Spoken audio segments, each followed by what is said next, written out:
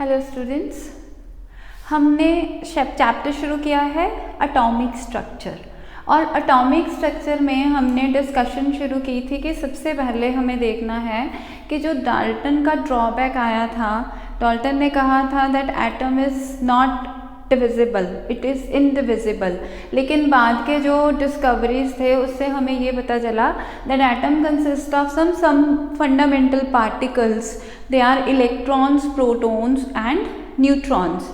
तो फिर हमने इलेक्ट्रॉन्स की डिस्कवरी पढ़ी थी with the help of discovery of cathode rays. Cathode ray experiment की मदद से हमने इलेक्ट्रॉन की डिस्कवरी पढ़ी थी। इलेक्ट्रॉन को डिस्कवर किया था जे थॉम्सन ने। जिस टाइम पे ये एक्सपेरिमेंट्स चल रहे थे, जब भी कोई एक्सपेरिमेंट चलता है तो अकेला नहीं चलता, उसके साइमल्टेनियसली और बहुत सारे थ्योरीज पे काम हो रहा होता है, बहुत सारे एक्सपेरिमेंट्स पे काम हो रहा होता है। तो ऐसे ही डिस्कवरी ऑफ इलेक्ट्रॉन्स के पैरेलल ही एक एनोड रे एक्सपेरिमेंट हुआ जिसमें कि हमें प्रोटॉन के बारे में पता चला। और जो प्रोटॉन की डिस्कवरी थी that was done by Goldstein. Goldstein ने इसको डिस्कवर किया था इन 1886। Although the name proton was given by Rutherford, but the discovery was done by Goldstein. Goldstein ने जो एक्सपेरिमेंट किया that was similar to discharge tube cathode ray experiment. उसने क्या किया कि एक डिस्चार्ज ट्यूब ली, उसमें कैथोड और anode, this is just similar जैसे कि हमने कैथोड रे ट्यूब में किया था। गैस ली और हाई वोल्टेज अप्लाई की, तो ये देखा कि जिस टाइम पे यहाँ पे अब क्या किया कि कैथोड रेज को परफोरेटेड ले लिया और यहाँ पे जिंक ब्लेंड स्क्रीन ले ली। तो ये ऑब्जर्व किया कि कैथोड परफोरेटेड लिया हमने जब हाई वोल्टेज पे प्रेशर को बहुत रिड्यूस कर दिया गया। जिस टाइम पे कैथोड रेज जनरेट हुई, तो कैथोड रेज जो थी वो पहले से ही प्रूव हो चुका था नेगेटिवली चार्ज रेज होती हैं which move towards the anode which is a positively charge electrode. उस टाइम पे कुछ रेज जो थी वो एनोड से चल के कैथोड की तरफ मूव कर रही थी। और क्योंकि कैथोड जो था वो परफोरेटेड था, उसके बीच में होल्स थे, तो उन होल्स को क्रॉस करते हुए वो ये जिंक ब्लेंड स्क्रीन के ऊपर स्ट्राइक करके उन्होंने कुछ साइन छोड़े। तो जिससे कि ये पता चला कि it's not only that cathode से ही नहीं रेज निकलती, बल्कि एनोड से भी कैथोड की तरफ कुछ रेज आती हैं। And those rays were named as anode rays and they were also called canal rays. Although this is a misnomer, क्योंकि बाद में ये बताया गया था कि these anode rays are not actually generated from anode। हालांकि हमें ये नज़र आता है कि एनोड जो है वो एक पॉजिटिव इलेक्ट्रोड है, पॉजिटिव इलेक्ट्रोड से कुछ रेज जो हैं वो नेगेटिव इलेक्ट्रोड की तरफ आ रही हैं और उनको एनोड रेज नाम दिया गया। बाद में ये थ्योरी थी कि जब कैथोड रे अपनी जगह से मूव कर जाती है तो वो अपनी जगह होल्स क्रिएट कर देती है, अपनी जगह होल्स क्रिएट कर देती है। और सिंस यहाँ से नेगेटिव चार्ज मूव किया था तो ये पॉजिटिवली चार्ज होल्स होते हैं। So these are actually the counterpart of electron. Anode rays क्या है? Actually counterpart of the electron, the positive part of the electron, right. Then जैसे हमने कैथोड रे पे बहुत सारे एक्सपेरिमेंट्स किए to know the nature of cathode rays, ऐसे ही एनोड रे एक्सपेरिमेंट्स भी किए गए so that we can know the nature of anode rays. Anode rays कैसी हैं, तो उसके एक्सपेरिमेंट्स के बेसिस पे हमारे पास जो कंक्लूजन आया, जो properties I, the first thing is just like cathode rays, anode raise also travel in straight line. They also cast shadow. कोई भी लाइट जो है स्ट्रेट लाइन में ट्रेवल करती है तो उसके रास्ते में जब हम कोई चीज़ रख देते हैं तो इट कास्ट शेडो, तो उससे हमें पता चलता है ट्रेवल्स इन स्ट्रेट लाइन। ऐसे ही किया गया कि एनोड रेज के रास्ते में कोई ऑब्जेक्ट रख दिया गया and it was observe that it showed the shadow, that means they travel in straight line. Then in another study it was seen कि अगर हम एनोड रेज के रास्ते में कोई व्हील रख दें, पिन व्हील जैसे कि हमने कैथोड रे में भी बनाया था, तो इट स्टार्ट्स रोटेटिंग। अब कोई चीज़ रोटेट कब करती है? जब हम उसके ऊपर जोर लगाते हैं। अब इस व्हील पे जोर कौन लगा रहा था? Anode rays. दैट मीन्स कि anode raise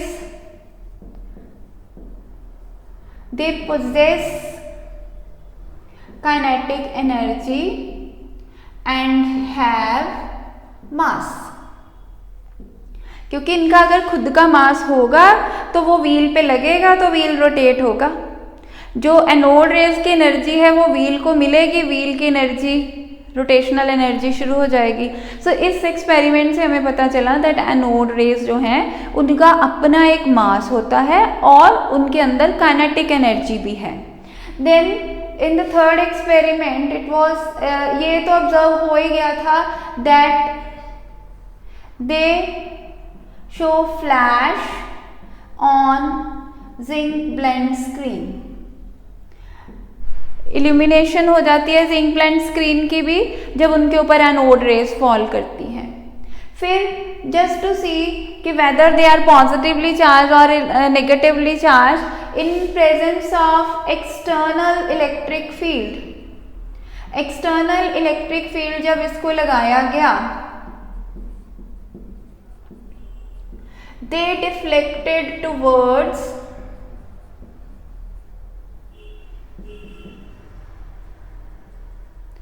negative pole, so themselves positively charged। तो इलेक्ट्रिक फील्ड और magnetic field, in magnetic field also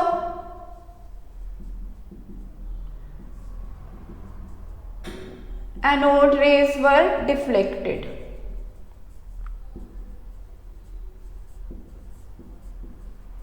anode rays deflect हो गई जिससे कि हमें ये क्लियर हो गया that they are positively charge. This is just we can say go parallel with the cathode rays, क्योंकि ये कैथोड रे का काउंटर पार्ट ही है एनोड रे। ठीक। Then in another experiment it was shown that they cause ionization of gas. Gas को ionize कर देती हैं। तो हम पढ़ रहे हैं कि एनोड रेज की discovery, that what are anode rays and what are the properties of anode rays. Anode rays हमने कहा कि दे आर सेम एक्सपेरिमेंट किया हमने जैसा कि हमने कैथोड रेज के लिए किया था। ठीक है। Then we have they change, they affect chemical and physical properties of matter।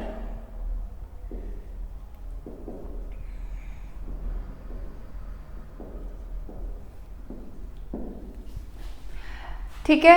इसके बाद जे थॉमसन का जो एक्सपेरिमेंट था E/M रेशो को मेजर करने वाला, same was done for anode rays and it was observed that E/M ratio of anode rays is smaller than cathode rays।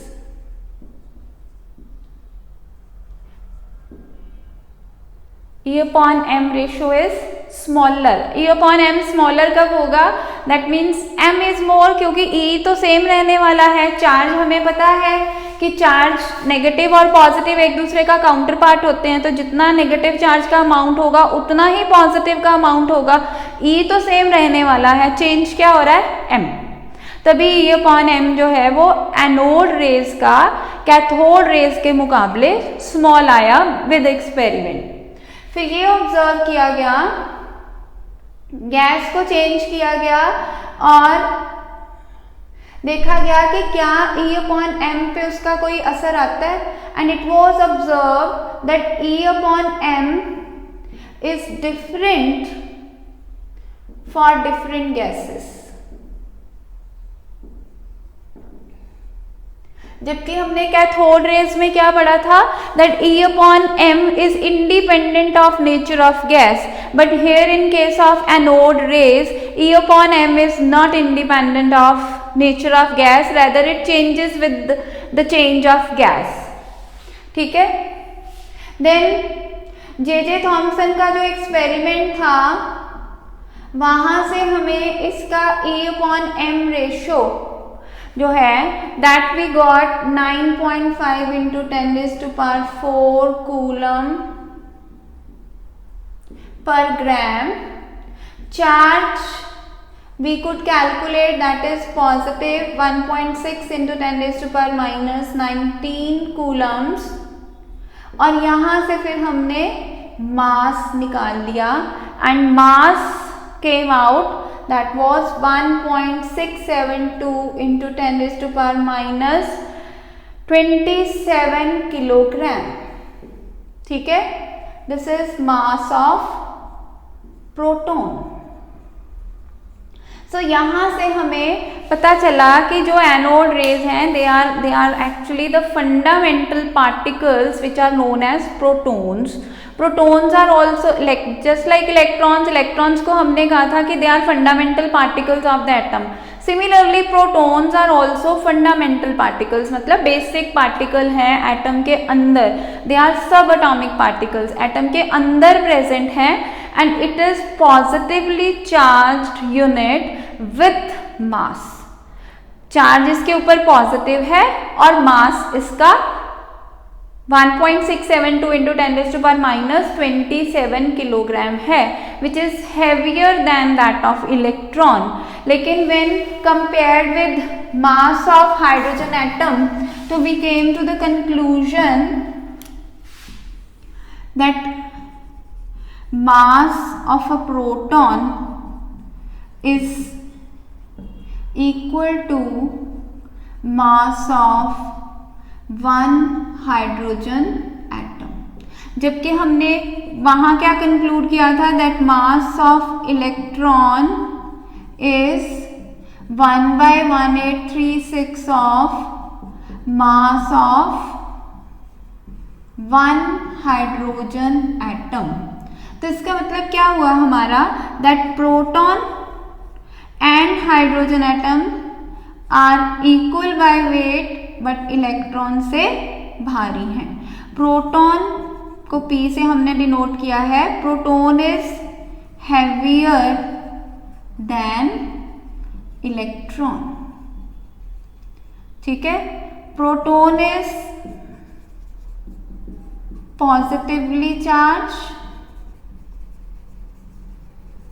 whereas electron is negatively charged. So this is the discovery of proton and discovery of electrons. Protons and electrons are called fundamental particles, subatomic particles. They are present in the atom. So with the theories we came to know that atom is further classified. It has subatomic particles which are electron, proton and neutron, and by this time we have done our discovery of electron and discovery of proton. Discovery of neutron we will discuss in further lectures.